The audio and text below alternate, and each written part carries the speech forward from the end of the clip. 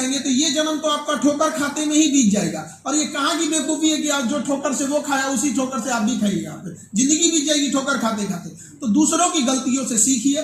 कई बार क्या होता है कि यंग जनरेशन को अगर कोई सीनियर इंसान समझाता है कि ये रास्ते थोड़े चैलेंजिंग है, इसमें सफलता के चांसेस, सक्सेस के चांसेस कम है, तो बच्चों का मोटिवेशन कब ईगो में बदल जाता है पता नहीं चलता है। देखिए, हाई मोटिवेशन कभी कभी ईगो में बदल जाता है। हम लोग के पास भी बच्चे आते हैं, हम उनको समझाते हैं कि कई बच्चों को देखते हैं कि नहीं ये उतना मतलब बैकग्राउंड ठीक नहीं है, टाइम भी नहीं दे रहा है, तो समझाते हैं कि देखो तुम इसकी तैयारी कर रहे हो, पैरेलल तुम इसके भी तैयारी कर लो, एक प्लान बी लेके चलो। तो उसको करता है कि प्लान बी, सर हमको अंडर एस्टिमेट कर रहे हैं, हमको अंडर एस्टिमेट कर रहे हैं, मैं तो कुछ भी कर दूंगा।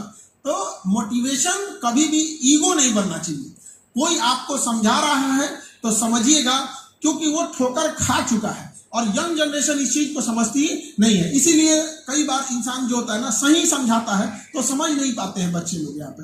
और कभी भी याद रखिएगा, इस जनरेशन में आप जब ग्रेजुएशन खत्म कर रहे हैं, हम तो हमेशा ये बात को कहते हैं कि स्टूडेंट अपने जिंदगी का सबसे कीमती टाइम ग्रेजुएशन का टाइम अपने कॉलेज को दिया है।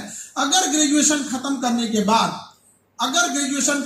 के बाद वो बच्चा कहीं 40-50 हजार की नौकरी के लिए सेटल नहीं हो पाता है, तो उस कॉलेज को भी एक बार सोचना चाहिए कि फिर उसको पास करके कैसे भेजे थे। अभी इंडिया में आप खुद देखते होंगे कि बच्चे को ग्रेजुएशन कर लिया है, आप गांव वाला ग्रेजुएशन देखिएगा, ग्रेजुएशन कर लिया है बट वो कभी कॉलेज नहीं गया, नकल करके पास हो गया है, वो इंटर का और सर्टिफिकेट लेके घूम रहा है, किसका, ग्रेजुएशन का। ये बहुत भारी समस्या हो गई है। तो कई बार क्या होता है ना कि बच्चे के अंदर वो काबिलियत नहीं होती 80% लाने की, 70% लाने की, बट एक हुजूम चला है कि भैया हमको 70% 80% लेके आना है। तो ये मत समझिए कि आप मार्क्स अच्छा ला देंगे तो आप बहुत कामयाब हो जाएंगे। आप जिस एज में हैं उस एज में आपको लगता होगा कि फर्स्ट डिवीजन आएंगे तो बहुत कामयाब होंगे, 90% आएगा, ए ग्रेड आना चाहिए, लेकिन आप अपने से 15 साल आगे एज वालों को बात कीजिए कि क्या आज मार्क्स, अरे बाबू फर्स्ट डिवीजन सेकंड डिवीजन को तो गोली मारो, आज मार्कशीट की वैल्यू नहीं है।